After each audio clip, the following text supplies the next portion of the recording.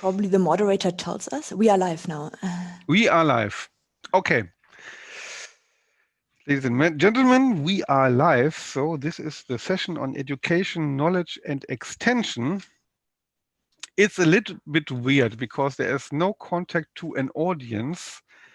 I'm talking to my laptop, but I hope that there are some people out there to listen to our very interesting session.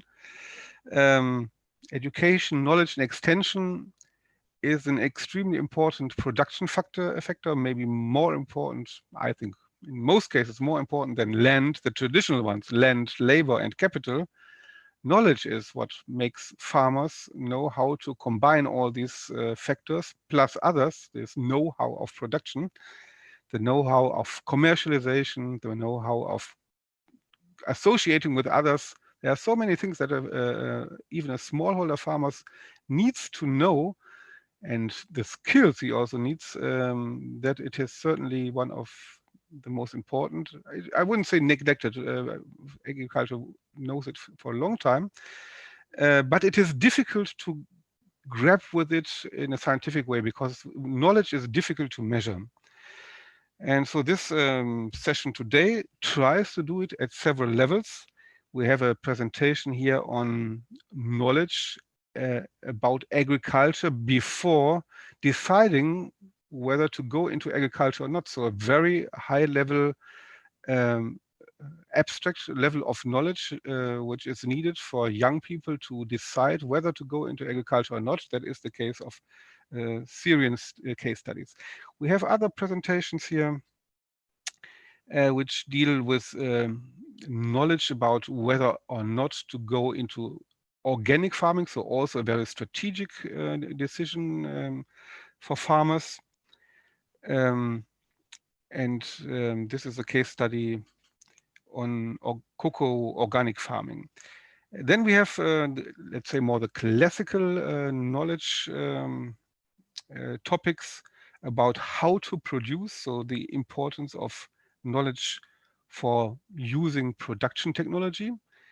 And it is very often it is linked, the knowledge has to be linked with the access to the inputs, to the capital, to the services which are which the knowledge transfer itself cannot deliver. They can only make farmers understand how to access it, how to use it.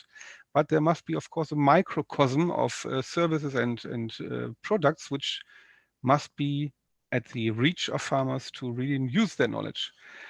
And then we finally have also a presentation about the knowledge to use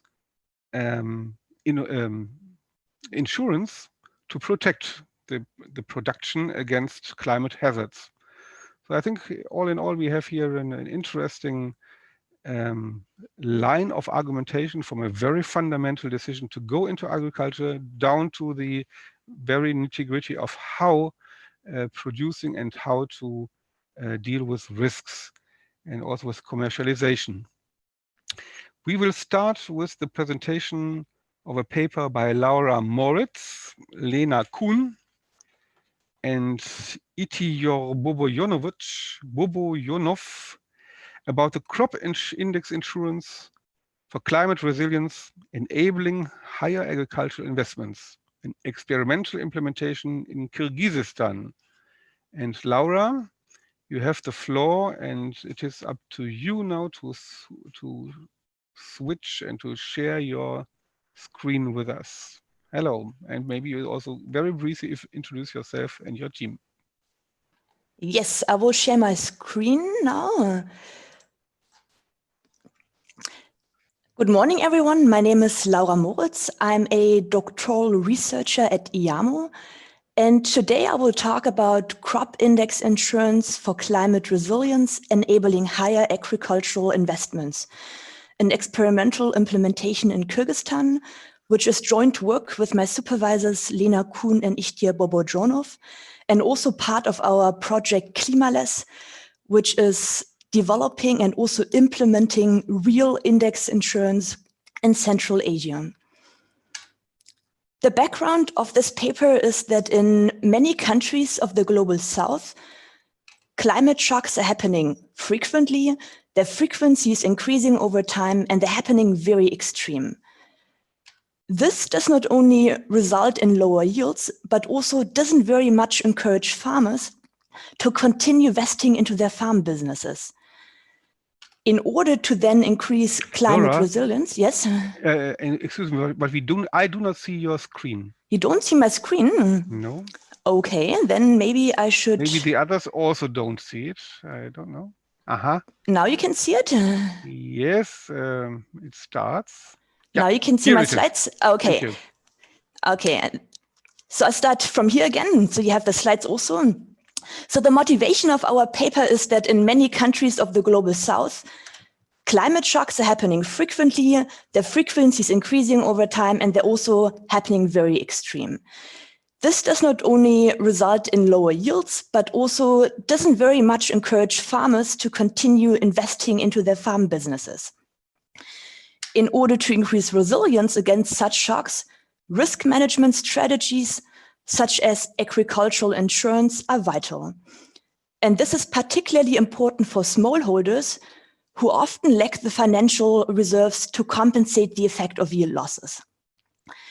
But exactly these smallholders couldn't afford the traditional agricultural insurance concept, the one we all know of, because it's simply too expensive. By now determining loss via climate data, index insurance is expected to provide a better solution. Here, farmers receive a payout once a predefined index falls below a previously specified threshold. And the index is chosen to have the highest correlation with local yield. Despite all the promises in index insurance, it still lacks high global voluntary adoption, with prevalence mostly in environments of high state subsidization and among large-scale producers.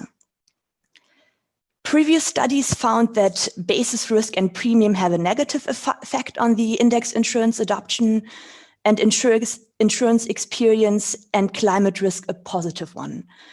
However, social factors such as trust still require more research. And here we argue that individuals in environments of low formal information will strive to gain a better understanding on the subject through interaction with their peers. And therefore, trust, understanding, and peer interaction are intertwined. We are now the first study that identifies the role of social networks as peer imitation combined with trust and understanding towards the adoption of marketable, non-subsidized index insurance.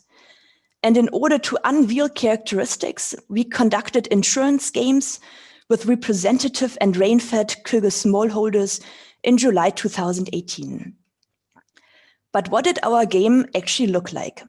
Trying to simulate a farming year, farmers would receive game money in the first step, game money which they need to invest into fixed cost in order to maintain their business, which they can invest into fertilizer, which they can invest into one of 3 different index insurance products, differing in the premium, but also the payout, and into a savings account. Once they have made their decision, the weather comes. The weather can either be normal rainfall, few rainfall, or very few rainfall. And then depending on the decision they had taken and the weather, they will have a certain yield, which they sell on the market and they get money for this, or they receive insurance payouts. They get money in the third step, which they can then reinvest into the new season, which is then again the first step. We play this procedure for 5 rounds in order to make farmers get familiar with the concept of index insurance, but also to observe dynamics. Important here is that our study design is unique in its complexity, as well as focus on replicating real farm and market conditions. And therefore, we believe that game behavior can be seen as a reasonable approximation of reality in which participants reveal their preferences through allocating money. Let's have a quick look at our sample. We can see here that our sample farmers are characterized by a low cultivated land size. Roughly 83% have equal or less than 2 hectares of land. And at the same time, drought is stated to be a major subjective climate risk by more than 80% of the sample farmers. Asking about the subjective danger of drought-related production loss, 16% say that it's quite threatening, and 46% say that it's still manageable. However, with average yield losses of roughly 31%, the urgency of gaining a better understanding on their climate risk impacts and finding adequate risk management solutions becomes apparent. We also look at our outcome variable descriptively here. Insurance demand over the 5 seasons played is quite high, with 75 to 95%. And when comparing the 3 different products, we can see that farmers favor insurance products that have a higher premium, but also a higher payout more. In order to now run regression and derive regression results, we apply a pooled 2-step Heckman estimation with serial correlation robust errors. In this way, we can, on the first step, estimate the determinants for a general insurance adoption in a pooled profit model. And on the second step, the determinants for buying a higher priced index insurance product in a pooled OLS. And this way, we can estimate the average marginal effects on the general insurance adoption rate of roughly 81%. And this way, find out that peer imitation measured in the share of insurance purchases in one's game group has a positive and significant effect on general individual insurance adoption. Following Mansky, this can now either be interpreted as a feeling of overload in assessing the true potential for this new technology, or simply trusting others' perceptive skills more than one's own. We also find that the presence of the insurance company, which took part in roughly 50% of all sessions, has a negative effect on the general adoption. And at the same time, stated trust in big enterprises proxying insurance companies has a positive effect. These 2 factors combined simply signal distrust into the insurance company. We also find that insurance understanding, sophisticated insurance understanding measured in perfectly understanding the concept theoretically and having practical non-agricultural insurance experience has a positive effect on adoption. For now, looking for the determinants for buying a higher priced index insurance among only the farmers buying insurance at all, we again find a very positive, strong, and significant peer imitation effect, which is here measured in the average insurance product bought in one's game group. This way, we can summarize that the role of the peer is not only important in deciding on whether or not to buy, but also in the specific product choice. Having a significant selection effect justifies the procedure of the Heckman estimation over a normal OLS regression. And then we come to 3 main conclusions. Intuitive is that understanding always plays an important role in technology adoption. And this is also what we find here. But what has been neglected so far is that the role of the peer, so the people around you, and also trust into the provider are very, very prominent. And this needs to be taken into account. And therefore, we advocate to have group sessions and promotions accompanied with intensive trust-building activities prior product launch in order to, in our case, increase the adoption of index insurance and in this way to find out whether this can be an adequate tool, risk management tool for creating climate resilience in this area. Important is that our results are only made for our target population, which is Kyrgyzstan, but may also be applied to other countries of the global south. That's it from my side. Thank you very much for your attention, and I'm now happy to answer your questions. Yeah, thank you very much, Laura. I think it was an excellent presentation and very interesting to see that there are more than simply the usual factors. And I think it's logical to think that we behave in the same way. In insurance, a lot of trust is invested, and you ask people, you ask your neighbors, you ask your colleagues, what is the best thing? Because simply many of the information are too vague, too prone to manipulation also, as that you are only relying on the catalog of the insurance company.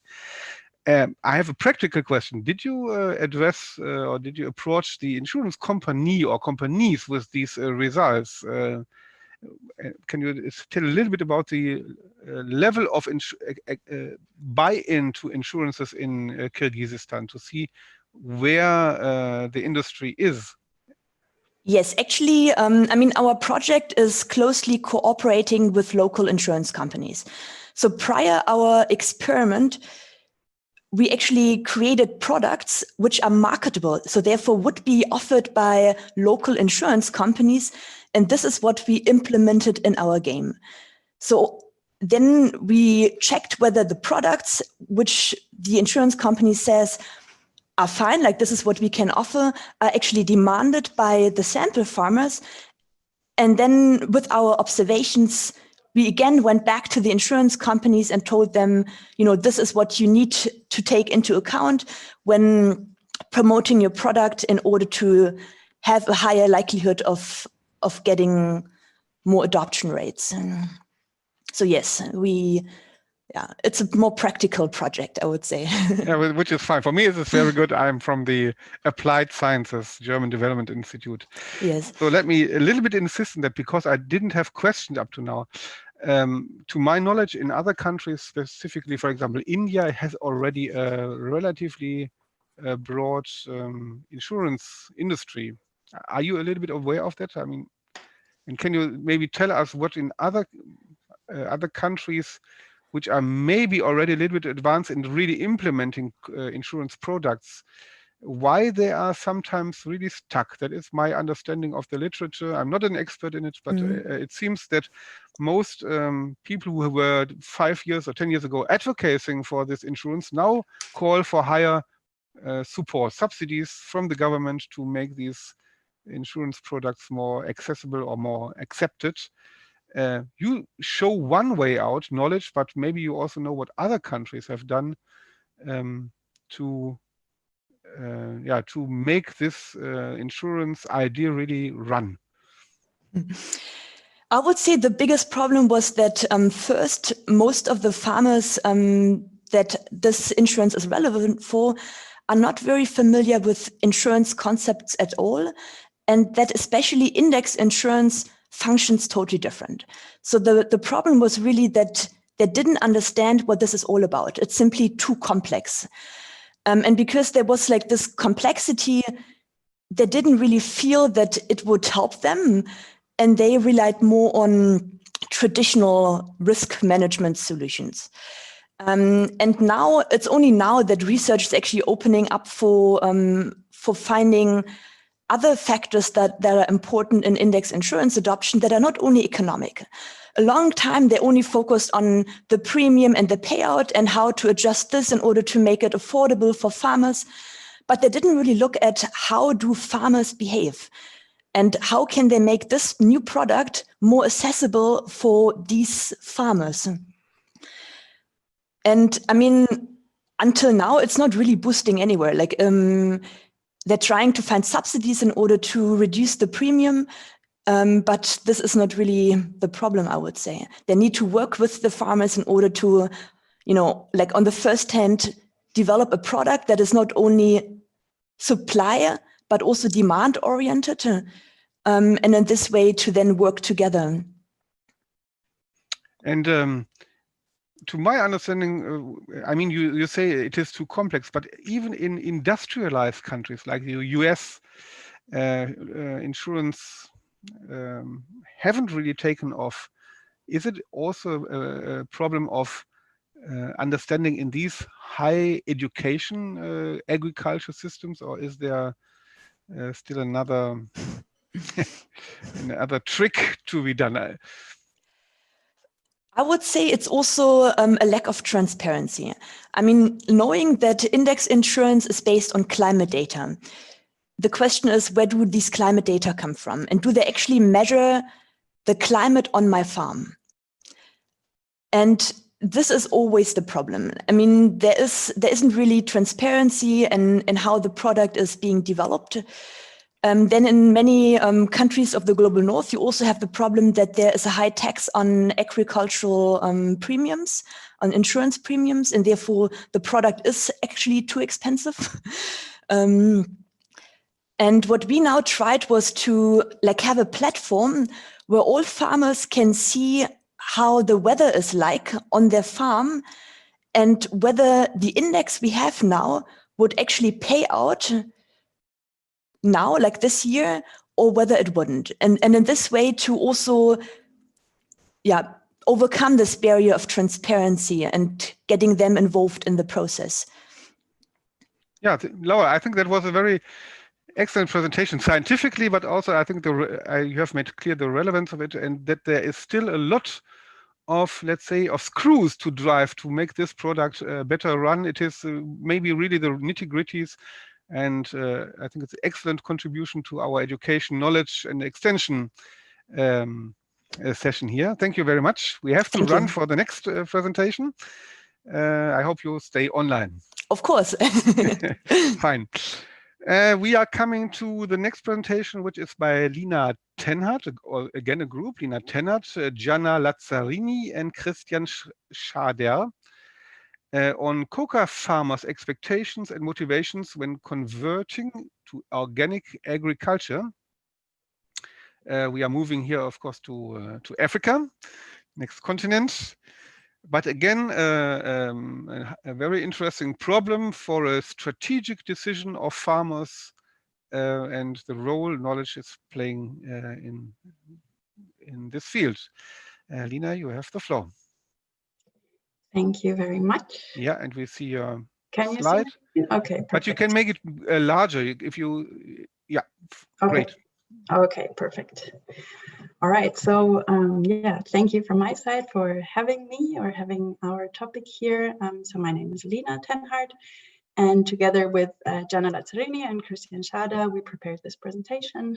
We all are from the Research Institute of Organic Agriculture in Switzerland, and today would like to prepare some insights about cocoa farmers' expectations and motivation when deciding to convert to organic agriculture. So let's get started. Why is it important to talk about organic cocoa? As we can see here on the graph, over the last many years, the retail or the demand for organic products in general is growing. This is also true for organic cocoa or chocolate. We don't have such a nice graph for this, but talking to a lot of chocolate companies, they confirm this trend also. And as a consequence, the area actually of certified organic cocoa production is also growing. And it's the case in cocoa that most is actually grown by small farmers. So actually the future cocoa producers, organic cocoa producers, are quite likely these small farmers. So what do we actually know about or already know about expectations or motivation when deciding to convert to organic, and especially in an African context? And yeah, I have to say the knowledge is actually quite limited. So I found two studies, one on organic conversion in general, not specifically for cocoa in South Africa, where Marais and Iselin identified that farmers especially choose environmental protection and soil fertility improvement as one major driver or motivation for the conversion, but also because they're searching for a new challenge.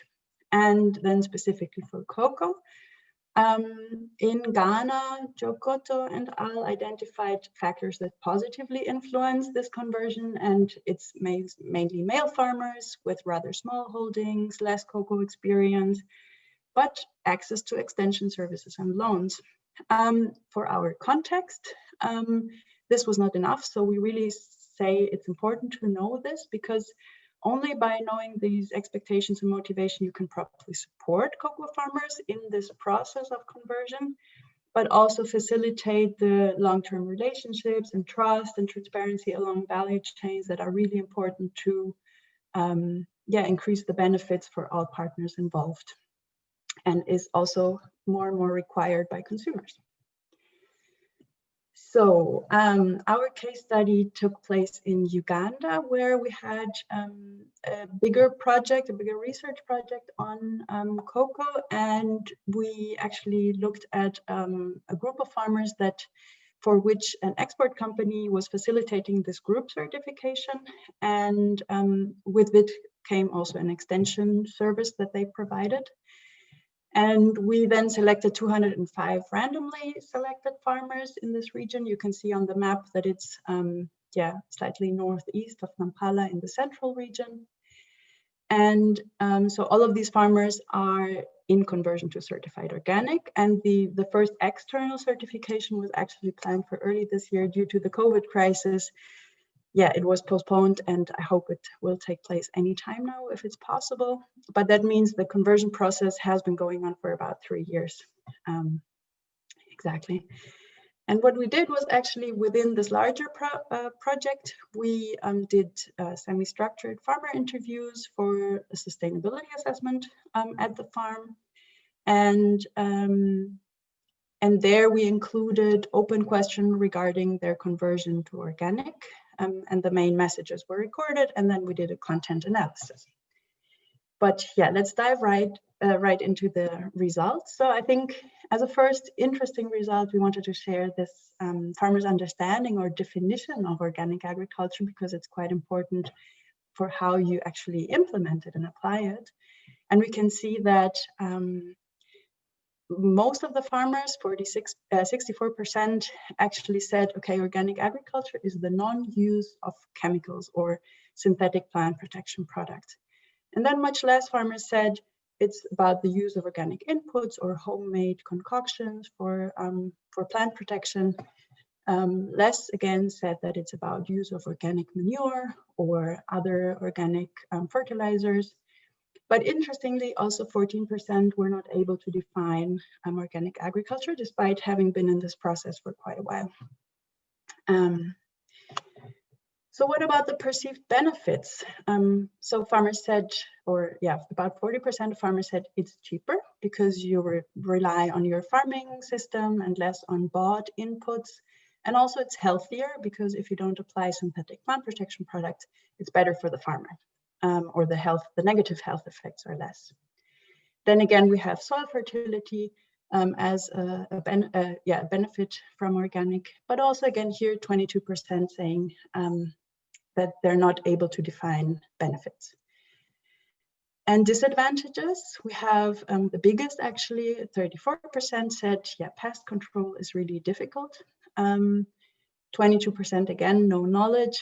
And then we have either no disadvantages, that it's time and labor intensive, and that organic inputs are either ineffective or not available. But for now, I want to focus on the pest control issue, because this appears to be a big issue for farmers. And also for us, it was a way to see and how far farmers are actually properly implementing organic regulation, or also or not implementing it. So as a next result, I want to share with you is actually the compliance with organic regulation, really only focused on the pesticide application. And here we can see that actually 40% of the farmers apply at least one active ingredient of synthetic plant protection product in their cocoa plot, which is important because it's the cocoa plot that will be certified organic. There is a higher percentage, so 59% here, that also apply at least one active ingredient in their other plots, which for the organic certification is, let's say, not an issue, but in general, it's, let's say, the problems remain the same, because and also because mainly these crops are for consumption at the farm itself or for the farming families. Coming to the expectations for farm economics, on the left-hand side, we can see that farmers, more than half of the farmers expected a higher income from the organic certification. On the one hand side, through higher yields, which about 1/3 of the farmers expected from the conversion. But as you can see on the right-hand side, farmers also expect a higher price from converting to organic. And we can see that about, the median value is about 30% here, price increase. We discussed with the export company that will start buying their products once certified, and they indicated that the price premium or the higher price will probably be about 23% that they are able to buy. So it's, actually lower than what farmers wish for. So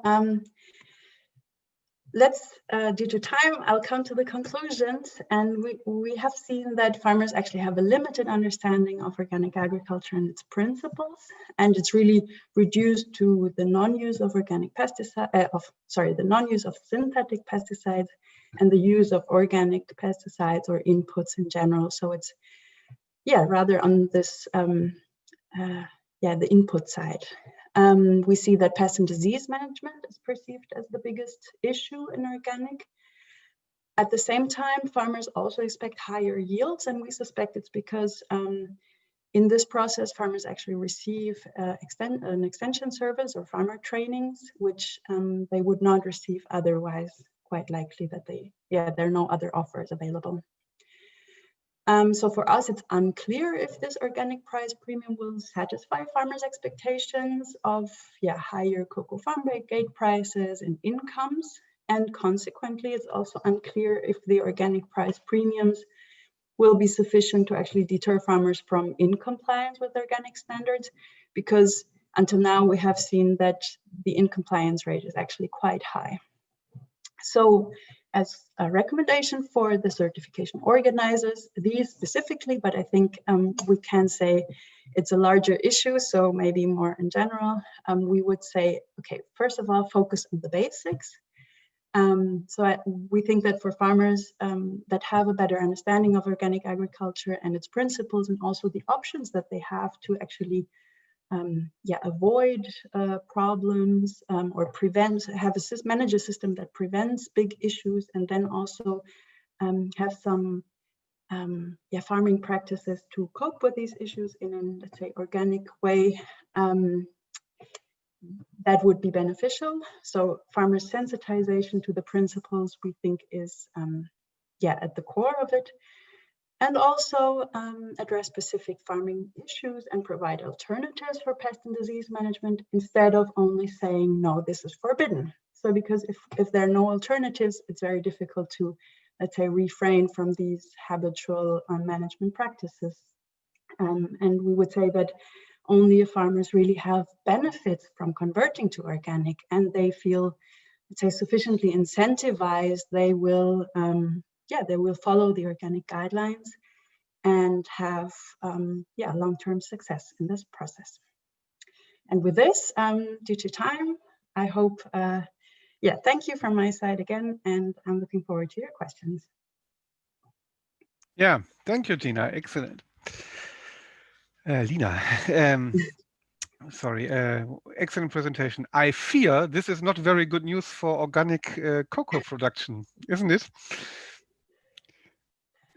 I asked myself indeed whether a price premium of 20%. I was astonished that the other, let's say, you mentioned 2 studies only about organic farming in Africa, and none of them was mentioning price as the main incentive, because I assume that for all these things that you are not allowed to do, you need a price premium in organic farming. That is the same in Europe. So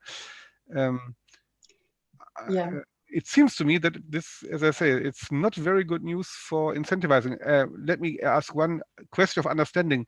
The organic farming in for cocoa, is that you mentioned it a little bit. Is it forbidding pesticide use on the whole farm or only on the cocoa plots?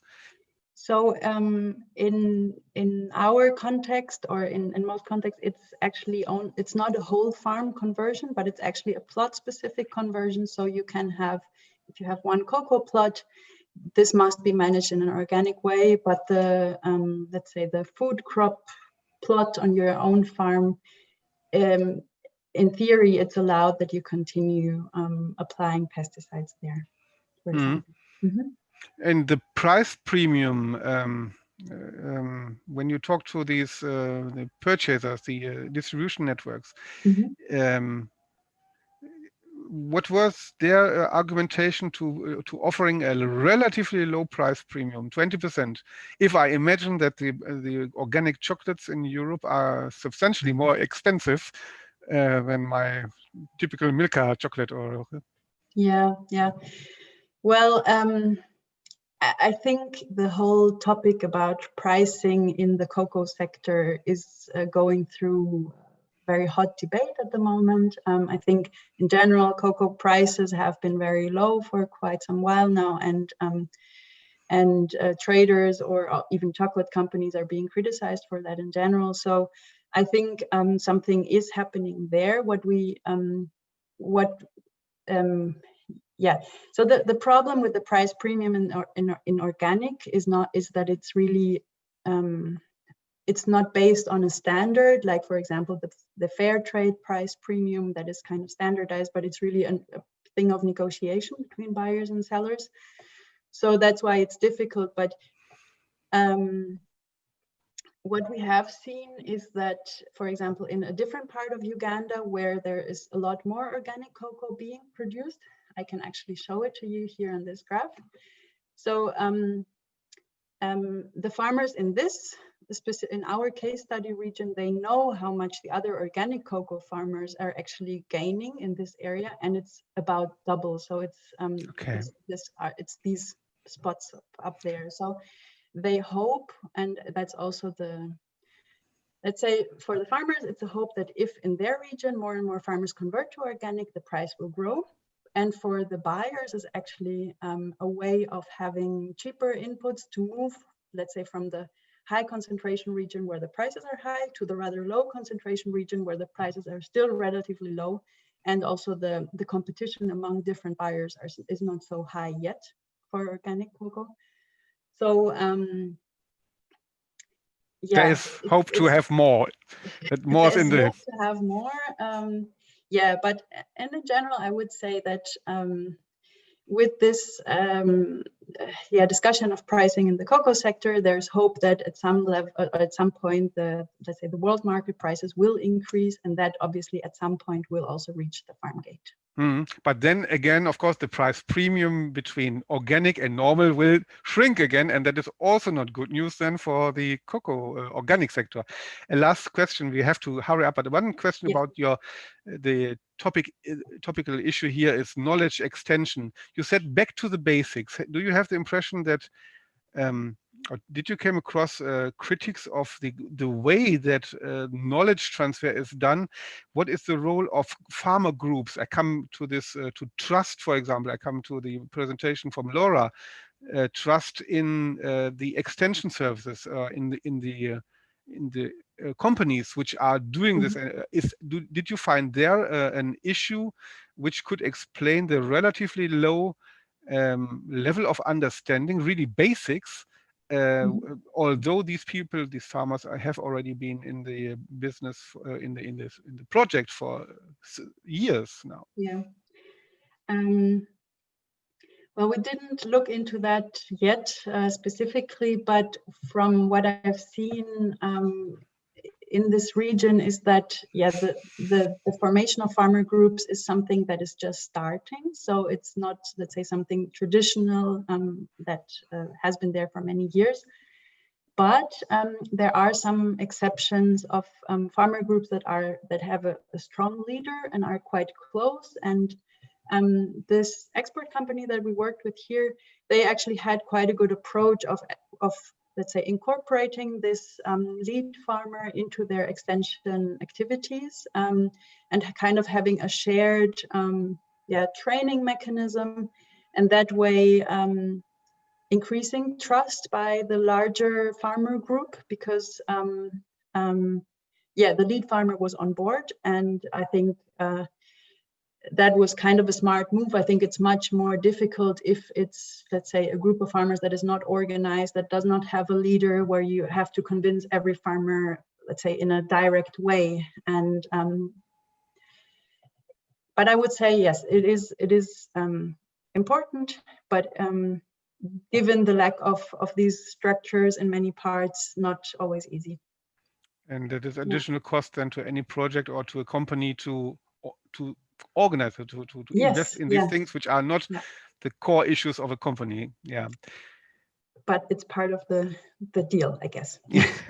Must be, obviously, because your information or your research shows that if they continue like that, there will be also, I mean, one threat is that there will be not only individually, but thrown out as group or as a region from the organic trade if these issues are not clarified. So that is really a stake. No? This lack of knowledge has extreme or very high, or can have potentially high repercussions for development and for ecology and for incomes in the region.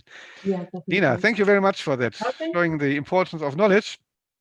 I'm a little bit relaxed with the time, you see, because there is one participant not showing up, so we have still more than half an hour.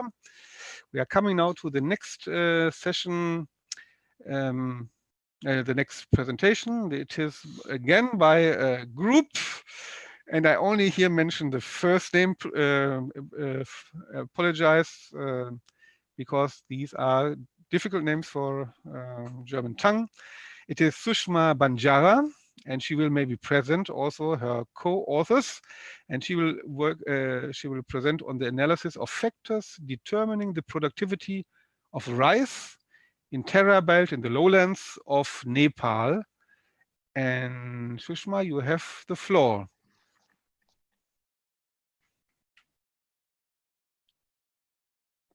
Thank you so much, sir.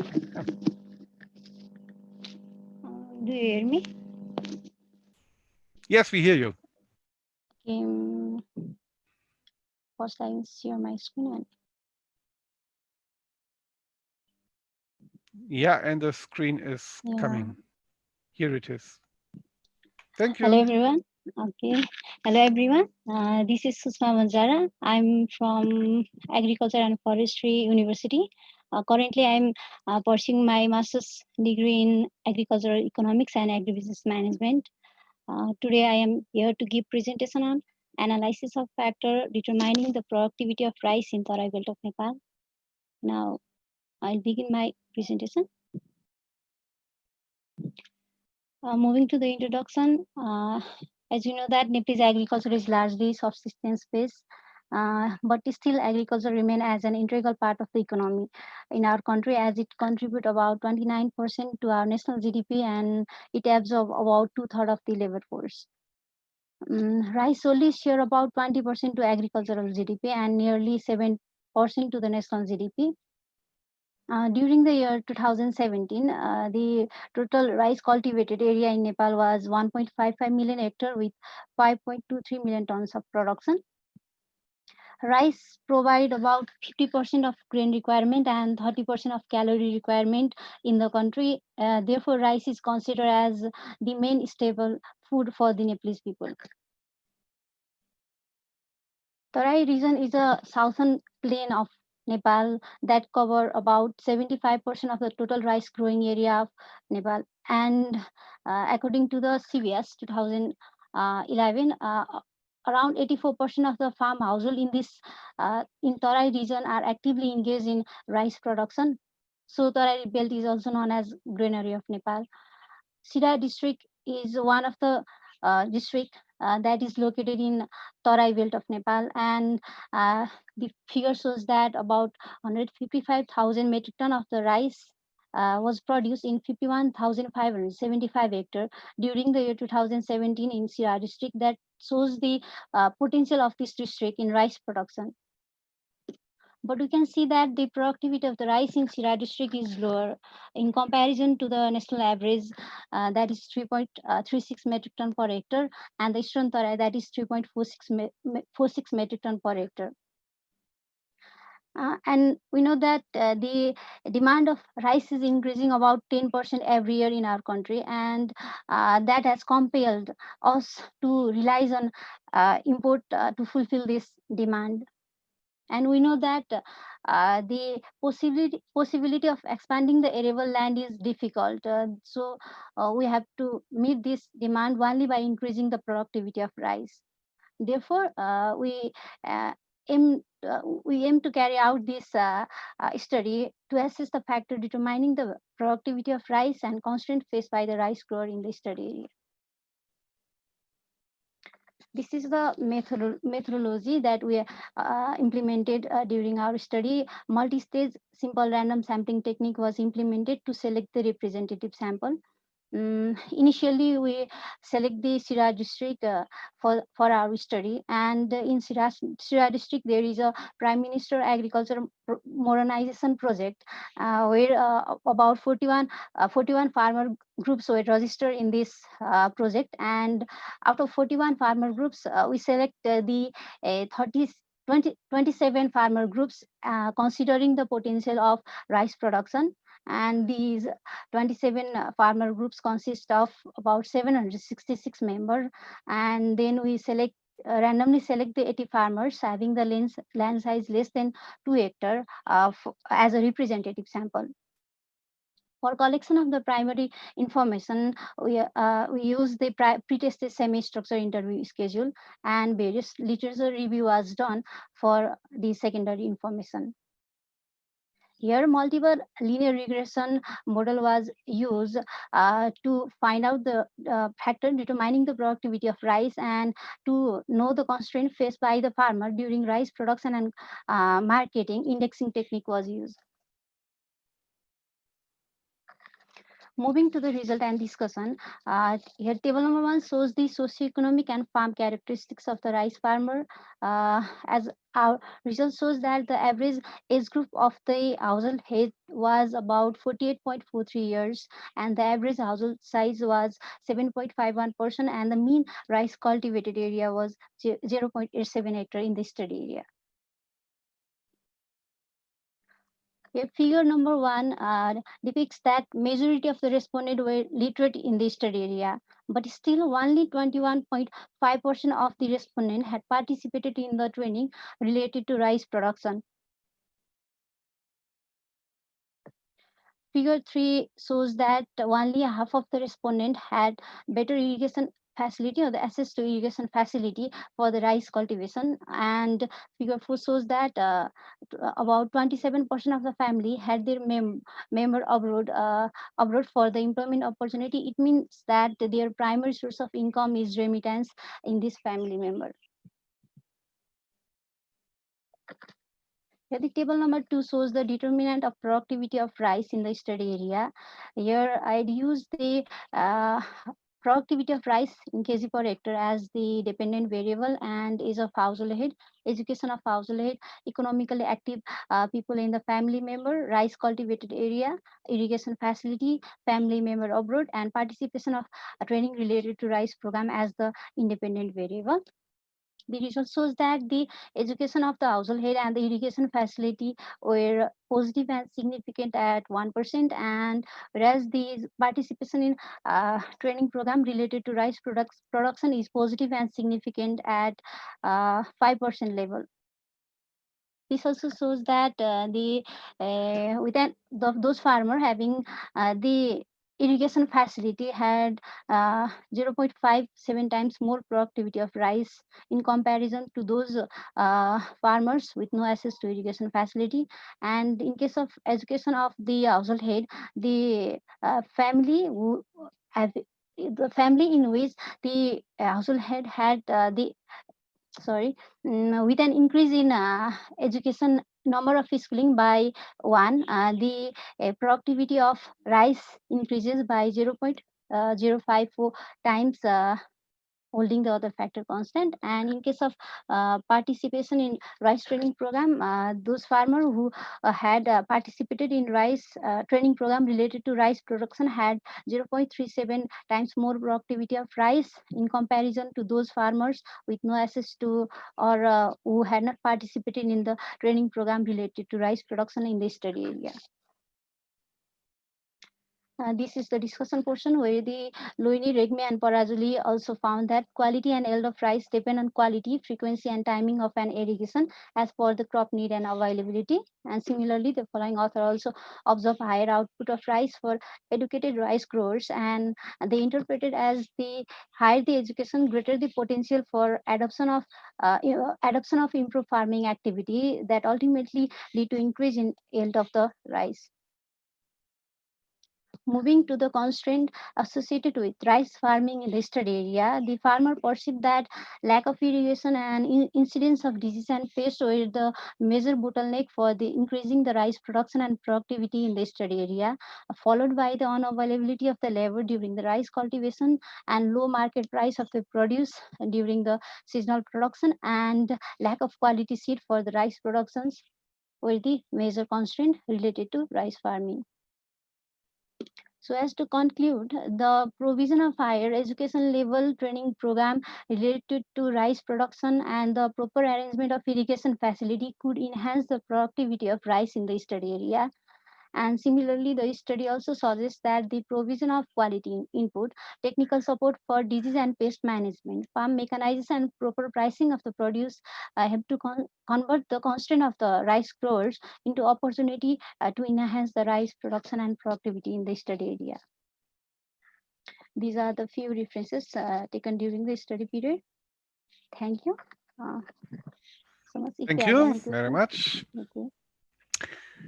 Sushma, I have to clarify one thing for the audience. I have received two questions through the Woofer platform on the organic, and I didn't post them because I didn't see them in time. I have to switch across screens, and that they came a little bit late for me in my moderation. We will try to catch them up. I have another question. I said we have one participant lacking, one presenter. Maybe we have two. Let me ask, Ibrahim Salman, are you there? Are you? I see you as a registered participant, but you are not responding to my messages. Are you? Yes, I see him. Okay, so we have one more presentation. So you will come. So that was my question of organization. Shushma, I liked this presentation because it shows that there is a strong linkage, particularly in a crop like rice, where you are not cropping individually. You need irrigation schemes. You need so you have an interlinkage between general knowledge, specific training, and then the whole setting of input factors that you need, the irrigation facilities, the high-level inputs, and so on. In a country like Nepal, what do you think is the bottleneck? You are here referring to a specific program, the Prime Minister or the President's program. Do you always have to provide all this in a bundle, or are there? Do you have the impression that there are specific areas where you could more rely on education, more on training, somewhere you could more invest in irrigation, or must it always be a package? I think, sir, the farmers must be aware about the basic knowledge about the rice production or about the pest or the disease management. And in the study area, I found that during my study period, they even don't know the damage of insect. They could not, they do not have the knowledge about the damage done by the insect or the diseases. And these are the basic things they must know for the increasing the production and productivity. So the government or any kind of organization must launch the packages of integrated waste management training, or they must provide the training related to solarization during the nursery bed preparation, or they could simply train the farmer about the process of getting the quality seed simply by using the salt and water. These are the basic things that the government or organization could do with minimum amount of budget, I think. Thank you. So really, knowledge is really at the core of it, and other things cannot be used rationally if the knowledge basis is not there. I don't have a question from the audience on your presentation, so let me allow to pose for Lina these two questions from the audience. If we have audience, we should not neglect them. There were two questions. What is the definition of organic in the area? Can the people or the farmers pick more than one option out of a menu of organic possibilities? And the second question was whether coca is cropped individually, monocropping, or in association with trees and crops. And for this intercropping, what are do they have, or do they apply organic practices also for the tree species? So only for the cocoa, or how do you deal with these recommendations, but also restrictions in a agroforestry system, if it is. Thank you, Shushma. Thank you, sir. Yeah, so with regard to the definition of organic, we actually asked open questions, or we asked the farmers open questions, and then we did a content analysis. So it was possible that several options applied if a farmer mentioned 2 or 3 key aspects of organic. So that's why let's say the sum there is higher than 100%. That was probably the question about that. So yeah. And with regard to the second option, so we did not see monocropping plots in our case study. So they were all intercropped with mainly fruit or also timber trees. And yes, so it's very difficult to apply a certain set of regulation for part of a plot, especially if it's mixed in. So yeah, the whole plot undergoes organic certification. And yeah, it's already difficult enough to shield off the plot from neighboring plots, so it's not possible. Yeah. Okay, thank you. So that was a clarification on a question from the audience. We do not know how many people are watching our session, but yeah, we should hail those who are actively involved here. We come now to the last presentation. It is by Ibrahim Salman and Miroslava Bavorova and Kinda Ibrahim on a study from Syria on the very big question of the intention of Syrian youth to work in agriculture, exploring the drivers. Here we have this case of knowledge for a very, very important question for the whole life of a young person. And Ibrahim, you have the floor. Okay. Good morning, everyone. For those who don't know me, my name is Ibrahim Salman, and I am a student at the Czech University of Life Sciences, Faculty of Tropical Agri-Sciences. Today, I'm going to be talking about the intention of Syrian youth to work in agriculture, exploring the drivers. The research was conducted by me and my supervisor, Miroslava Bavarova, and my colleague, Kinda Ibrahim. Introduction. Nowadays, many young people all over the world, especially in developing countries, are avoiding working in agriculture because they have negative perception towards agriculture. For them, working in agriculture is a second-class job, waiting for a better job. So this negative perception among the young towards agriculture lead to exacerbate the youth unemployment, especially in the rural areas. The research problem.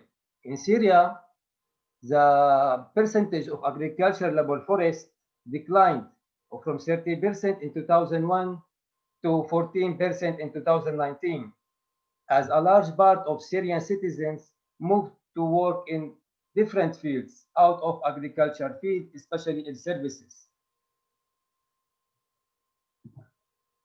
Our objective, the main objective of our research is to assess the factors influencing intention to work in agriculture among agricultural students at Tishu University in Latakia region, Syria. And our specific objective is to investigate the respondent attitudes toward agriculture and see the difference between the male attitude and female attitude. Also to explore the factors affecting the intention of agriculture students at Tishu University to work in agriculture, to examine the influence on the attraction to the rural way of living on the intention to work in agriculture among agricultural students at Tishu University. Methodology.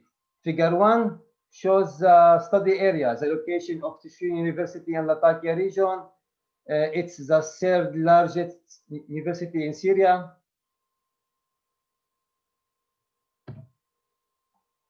Data collection. Data were collected using survey questionnaire, face-to-face interviews with the respondent, and we collected 150 respondents. The questionnaire was in Arabic language in the period of September 2019.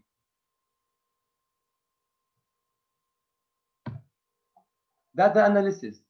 Data were analyzed using the Excel and SPSS softwares.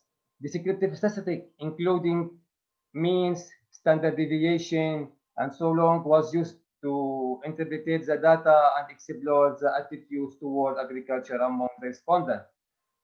The binary regression model was used to investigate the factors that influencing intention to work in agriculture among the agriculture students. As we can see, the model is specified like in this equation, and the model was tested for multicollinearity using tolerance and variance inflection factor.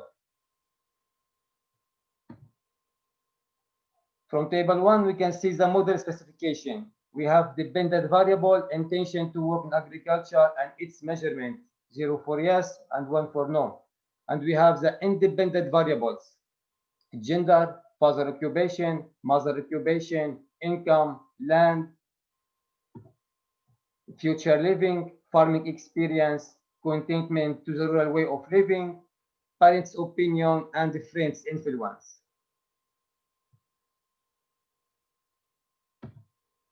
The results. Figure 2 shows the distribution of our respondent based on the city of origin. Our respondent representing different parts of Syria, most of them from the Syrian coast, two cities, Latakia and Tartus, which considers one of the most important agricultural zones in Syria. Table 2. From table 2, we can see we have most of our respondents, they have intention to work in agriculture. The majority of our respondents were female, and the majority of our respondents, father and mother occupation is not in agriculture. Also, we can see more than 60% of our respondents, they have farming experience in agriculture, and half of our respondents, they are attracted to the rural way of living in case of satisfactory economic and social condition in the rural areas. Regarding the parents' opinion, the respondent agree and strongly agree that their parents advised them that studying agriculture helps them to find a job in the future. Regarding the friend influence, we can see that the respondents disagree and strongly disagree that their friend inspired them to study agriculture. From this model, we can see the differences between the female attitude and male attitude. For example, let's take the last statement. Agriculture is suitable for people with low education. We can see there is difference between female attitude and male attitude towards agriculture as a job.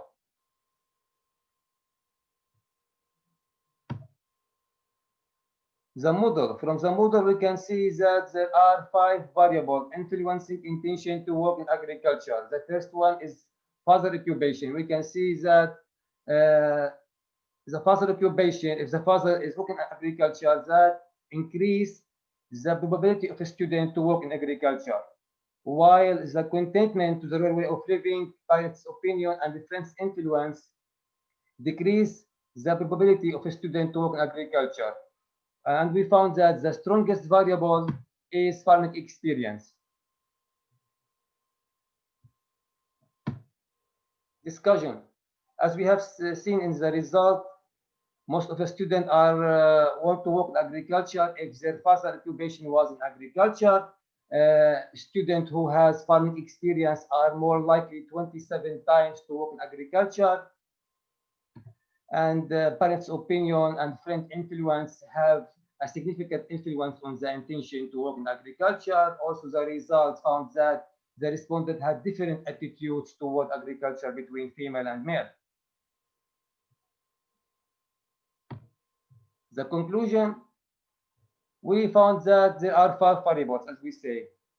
The father occupation, farming experience, contentment with the way of living, parents' opinions, and the friends' influence. So this variable influencing intention to agriculture. Therefore, we can say that there is a potential to attract young in Syria to agriculture. And therefore, we are recommend the following recommendation. Supporting and providing practical agricultural training before starting further education for the student, especially in high school, improving the infrastructure in the rural area, also conducting future studies that cover large part in Syria. My references. This research was funded by the Internal Grant Agency as a Faculty of Agriculture in Czech Republic. And thank you for your attention. Yeah, and thank you, Ibrahim, also from my side for the presentation. It was very clear, the results. We have one question of understanding here, of clarification from the audience is, what is approximately the share of rural population in the total population of Syria, to understand how, yeah, just a question to understand how big is the sector. And here we can see from the total agricultural labor Syria in Syria in 2001 was 30%, and from the 2001 it started to decrease till 14% in 2019. okay. Because, yeah, so many people are avoiding in sector. This lead to decrease the total employment in agriculture sector in Syria. Mm-hmm. Thank you. When I was reading through the abstract, I was wondering, I also have studied agriculture and I'm not coming from an agriculture family. And I was wondering, after the study, I would say I was not very much more qualified to lead a farm, because simply the education system in Germany at that time, and I assume it's still today, it is not that agricultural studies qualify you for conducting a farm. Now my question to you, what is your impression? Would you recommend somebody the study of agricultural sciences in order to be able to qualify for to be a farmer? Yes. Under Syrian conditions. I don't know much about Syria, I have to say, but I imagine as smaller the farms and more there's manual labor and more there is a lack of technology, less the study itself is a good entry point at all. Yes, for me, I recommend in Syria the young people to work in agriculture, because as we have seen, especially during the COVID pandemic, agriculture is indispensable sector in all the countries, not just in Syria. And also in Syria, we have the agricultural land is small scale. So, and also most of the families, they have land. So as we have seen also from my result, most of the respondents, they have farming experience and they obtain this farming experience from their family's land. So they know they can able to run business in this farm, be a like manager for a farm, small or large farm, and so on. So you think that my question was whether you have the impression that your own study in a university in Syria qualifies you better to conduct a farm. You would say yes. Yes. Okay, because I think what you mentioned, the general picture is in most of the really poor countries, let's say, even more daunting. Agriculture is the most important sector, without doubt. But smaller, as I said, smaller the farms and more population is in the agriculture sector, less attractive it is. And I think I would think, I would guess, and even I think that is right, those who are studying agriculture in such a setting are overqualified for the type of agriculture that they can enter into. So In Syria, most of the students in agriculture universities, they are studying agriculture, most of them to work in agriculture, but most of them to get a job with the government in Syria, because in Syria we have a system. If you are studying engineering, agricultural engineering or civil engineering, after graduating, you can have a job. It's not exactly in agriculture sector. Maybe you can go to another ministry or another institution. So therefore, I focused on the agricultural student to know their attitude toward agriculture. If they want to work, continue in agriculture in the field, or like just to get a job with a government institution. And there is one other question from the audience is what other kind of training facilities or possibilities are there? For example, vocational training or Practical training, applied schools yeah, practical training in secondary school, practical training during studying agriculture at university. Also, it could help to attract young people to agriculture, because they will have overview about agriculture field, what business can make in agriculture, about the income in agriculture, and so on. Okay, from the others, we are almost at the end of our sessions. Very few minutes left. From the other participants, maybe do you have questions among each other? You have all worked on knowledge, on education, on extension, so you're very close also to your students' lives. What have you learned about the importance of knowledge in agriculture? Maybe you can provide us a little bit of your impressions before we give back to the larger Tropentag. Yeah, for me, agriculture is very important sector. I wish I can start my career in agriculture after I finish my studies, because right now I'm a PhD candidate. I prefer to work in the field physically. So, As soon as Syria is calming again. yeah, Syria, of course, is coming again. Right now, the situation is getting better in Syria, but unfortunately, the news not showing the beauty side of Syria. Unfortunately. Yeah. If there's no other reaction, I would like to conclude. I think we had very interesting presentations.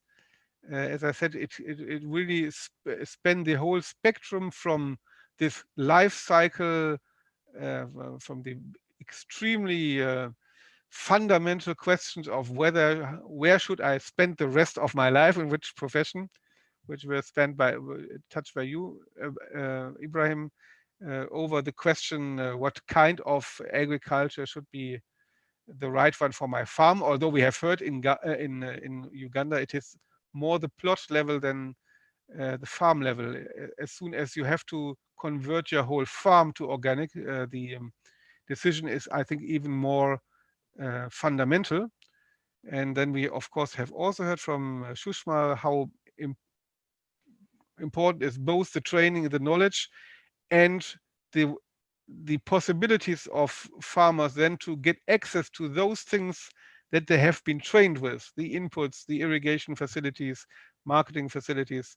There must be a balance between the options of farmers on the one hand and their knowledge. If not, I think it creates tensions, and also in the end it will discourage farmers to continue in agriculture if they see that whatever is promised or what they are taught, it cannot be realized by them.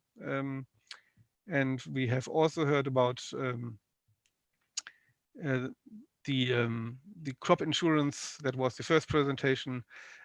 New products and new modern concepts are also entering agriculture, making their life less risky and hopefully more productive and more attractive to keep that sector alive, which Ibrahim, can only acknowledge that it is extremely important for most of the developing countries. It is much too early to think that by strong and fast urbanization, these countries, many of the developing countries, can quickly come out of the underdevelopment trap. Most of these countries need agriculture for a very long time. And the shift out of agriculture for the population must be gradual and not, as we see now in many countries, extremely hastily and without really better alternatives in the cities. With these words, I close the session, and I thank you all for your participation and your very good work. And we will give back to the Tropentag. Goodbye. Thank you. Bye.